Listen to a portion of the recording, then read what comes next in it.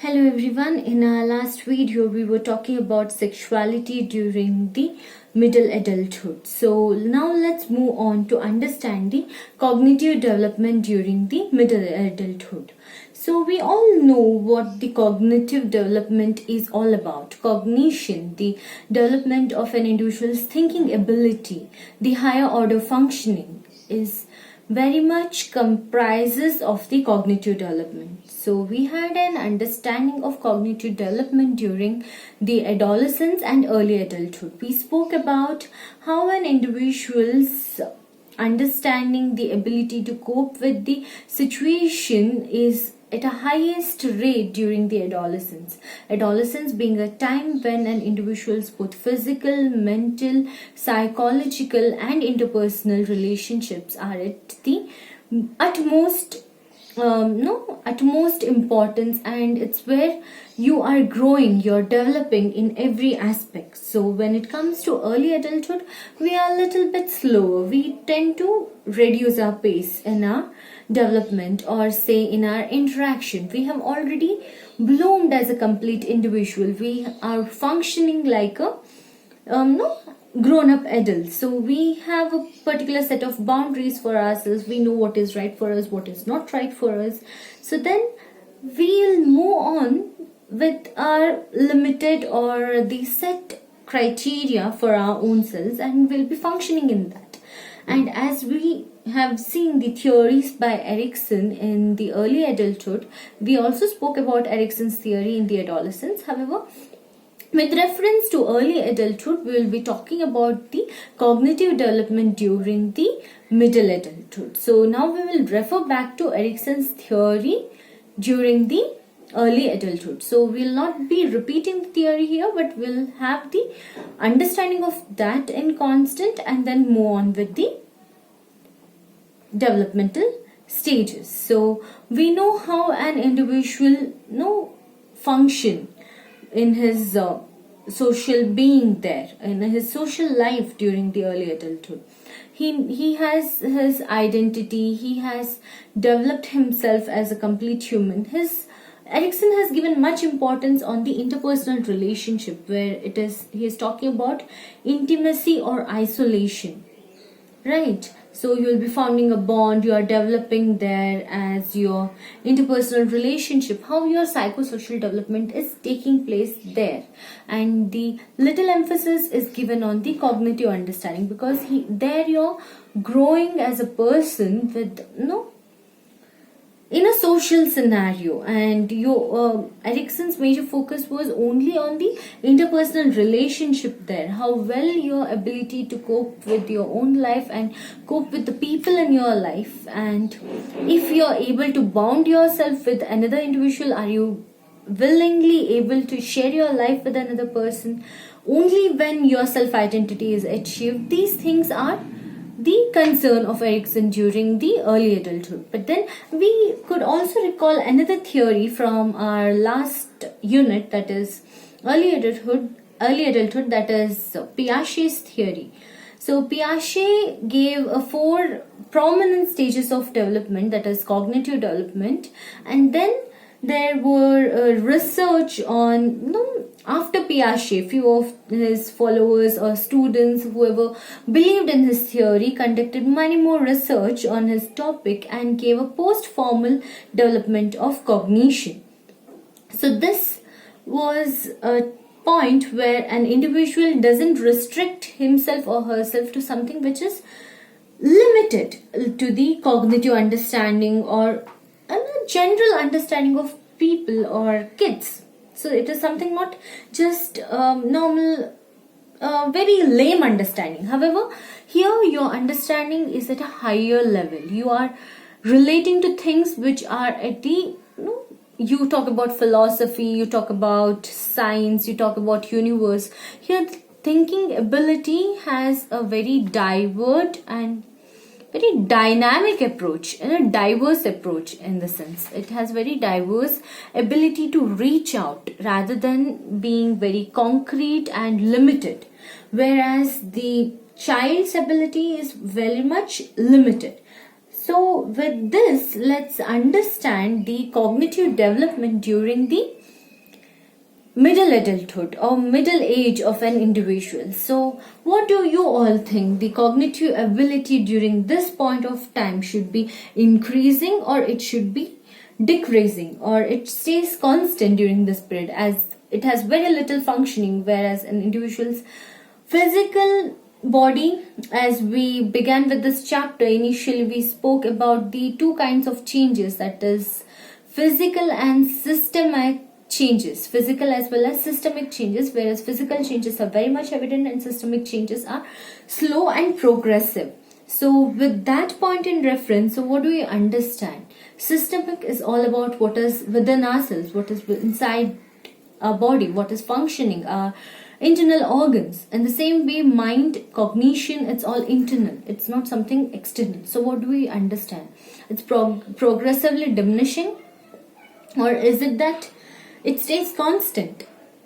So it's an open question that we all need to question ourselves on this, and then relate to the topic and look into the studies and what the studies has offered us in terms of this understanding of cognition during the middle adulthood. So I would like to outline a study for you. It was a longitudinal study way back conducted during, I could date back it's in around 1999, and it took for about 15 years, a longitudinal study for 15 years, wherein a group of men, 25 men and 25 women were taken under the study, and they were studied on a longitudinal basis. Each 5 years you had addition of men and women, and the age group ranged from 25 to 60 years. So this was a study which was conducted to understand the cognition and its development during the middle adulthood. And when this happened at the end of the study, at the end of 15 years, so basically the researcher had studied 500 people, both men and women, from various ages, and how their cognition either developed, constant, or diminished. So this was what measured. So the study has a conclusion that there were no much evidence, or there was no pretty much difference or variation in the individual's cognitive development during the period of time, that is from his early adulthood to his middle adulthood. However, the diminution in the cognition began over the age of 60. Till then, there was no much significant difference. There were difference, but they were mostly individualistic rather than particular to particular individual. It was overall, rather than that this group or the women are more at their intelligence has gone down and men are finding fine with their intelligence. Nothing particularly significant as such. However, there were very little minute significant differences were there, but then you cannot consider that to be taken as a study to be generalized. However, you cannot generalize this study to the major population. However, this is taken into consideration to understand the pattern of change in cognition over the population, over the different age range. However, the individuals who were young had a different pattern of understanding. Their intelligence or their cognition had a different way, different idea, and different way to digest things were completely different than the ability of an individual who is grown up. His idea and understanding to digest the information was completely different. So there was another study conducted thereafter by, I would like to give you the names. It was basically conducted by Kettle and Horn. So you must be knowing Kettle, Raymond Kettle. So it was Kettle and Horn, the two prominent psychologists who tried to figure out what the intelligence is all about. So the two psychologists wanted to know very badly, is this intelligence restricted to one particular kind? So when we list out intelligence, we have long list of intelligence there. So you have fluid intelligence, you have concrete intelligence, you have crystal intelligence, you have spatial intelligence, you have mechanical intelligence, you have mathematical intelligence, you have spatial intelligence, spiritual intelligence. So there are n number of intelligence there. For example, for in and all, very much scientifically, you have 10 intelligence to be listed out.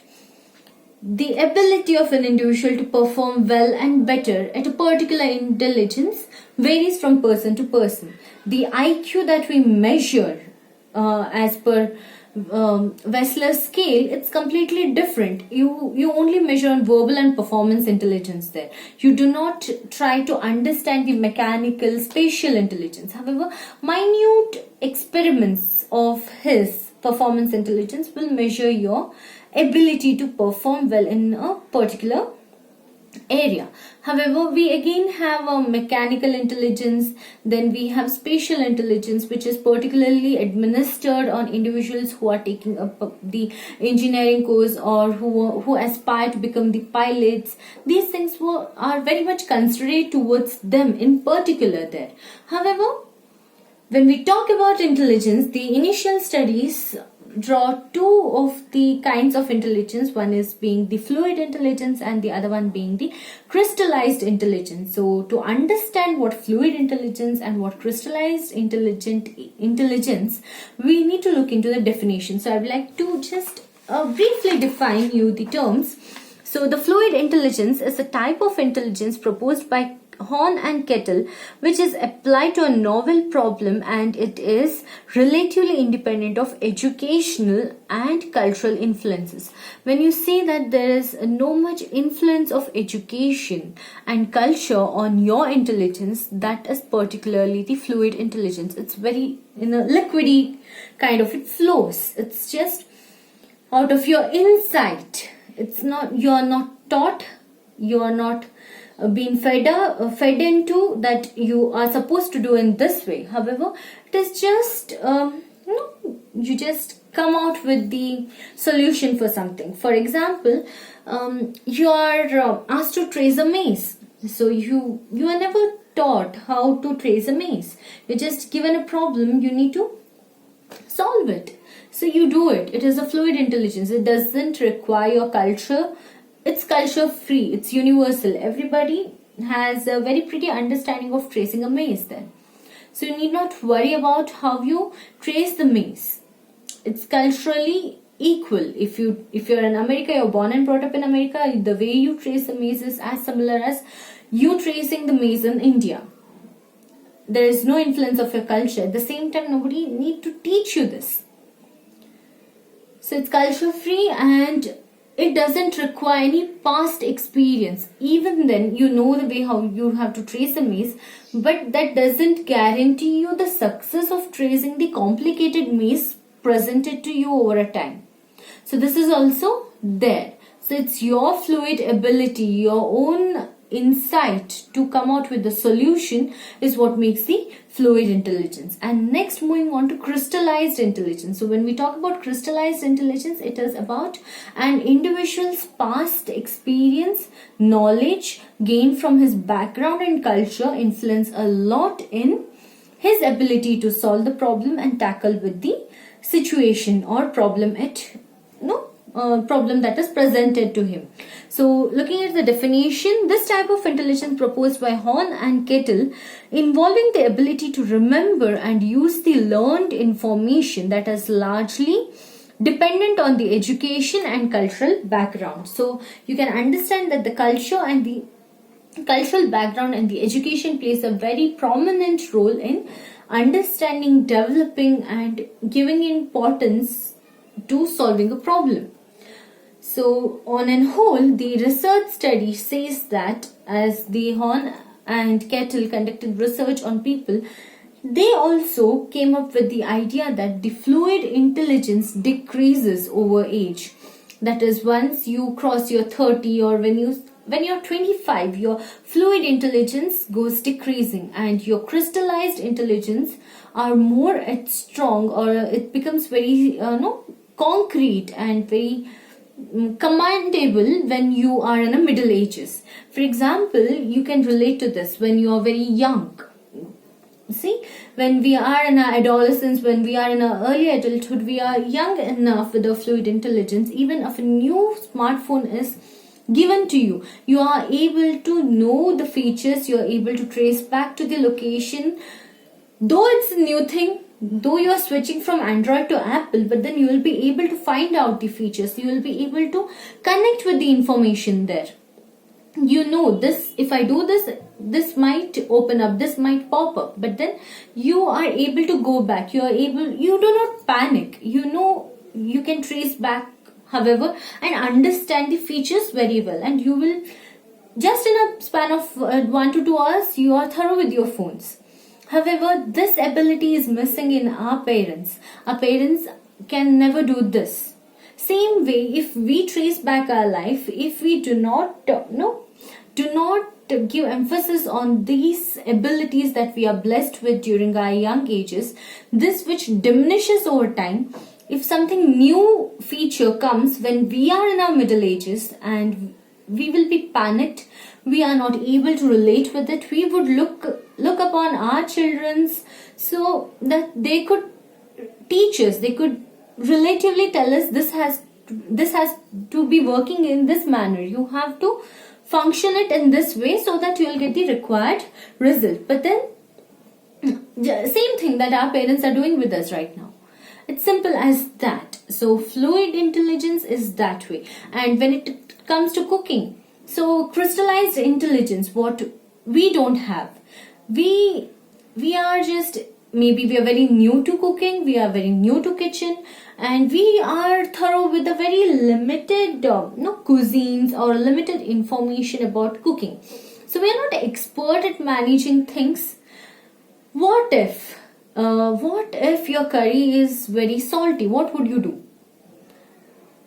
You have many options, but these things are learned over time. So, or else this comes with the experience, it comes with the culture that you belong to, the cultural background, and your understanding, your culinary knowledge.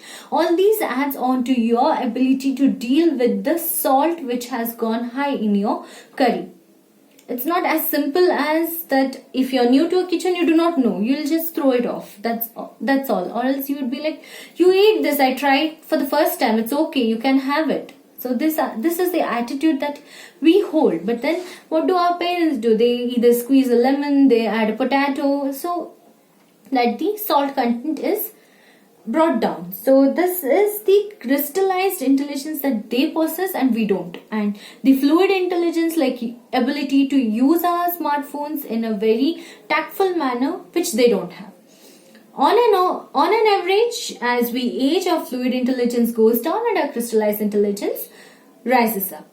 But then with individual differences, every time this comes with a clause.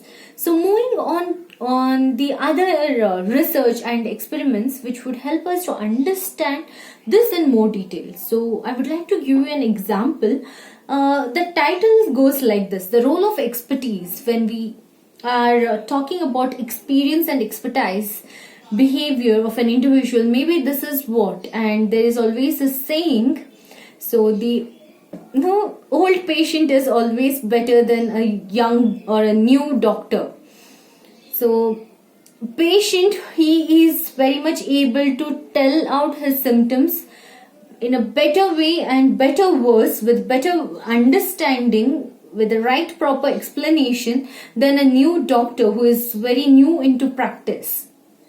So you could relate with the old patient. If you want to learn about a disease or a syndrome or anything, it's always better to ask a patient rather than to ask an expert doctor. So your understanding would be much clearer then, maybe. But then it's always he has the expertise, he knows what is wrong with him, he knows what actually is happening with inside his body, so he can relate well, he can express well than the new doctor who is for the first time checking out a patient. So the role of expertise, when this comes into picture, so here let's have one plot of a small plot of two physicians talking to each other and a lab technician. So the physician is looking into the radiology, the x-ray sheets of a chest, and he is telling to the other physician that the patient needs to undergo a surgery because there is a tumor. However, a radiologist, a lab assistant who is just bypassing them, he says that he looks into the sheets of x-rays and he says that this is not a lump anymore, so you need not consider this to be a tumor, but this is just a variation in his heart. So it is nothing that severe as you are feeling or as you believe this. So this is where he says you need not conduct a surgery for this. There are other alternatives lying behind. So they were like, okay. So this is because the expertise, he is in his middle ages, the lab technician, a radiologist is in his middle ages. He had seen many patients with this form of x-rays, these kind of heart problems, heart issues, whereas these two doctors were very young. Where one says that he has a tumor, we have to operate him. Same way the other physician, he nods at the doctor's advice or doctor's opinion. So this we can make out that whatever doctor has understood is because of his studies, his whatever he has learned from his text, but not from what practically been thrown to him. Whereas the radiologist, though his expertise is only in radiology, he knows how these things could be tackled because his interaction, his experience over this time period has made him able to understand and what procedures to be conducted to tackle with such problems. So here the expertise is about that, wherein you would be able to understand what actually has to be done, and this is not something you just study. It's about the ability that you build on over a period of time. That is, you have a knowledge of something, that is, he has a knowledge in radiology. Same time, he has developed in him the ability to use that knowledge to solve the problems which are at hand, which are thrown to him at any point of time given there. So you have one terminology here. The terminology is encapsulation. So here the term says that progressive dedication of information processing and fluid thinking to specific knowledge systems, making knowledge more readily accessible. This term stands for what the radiologist has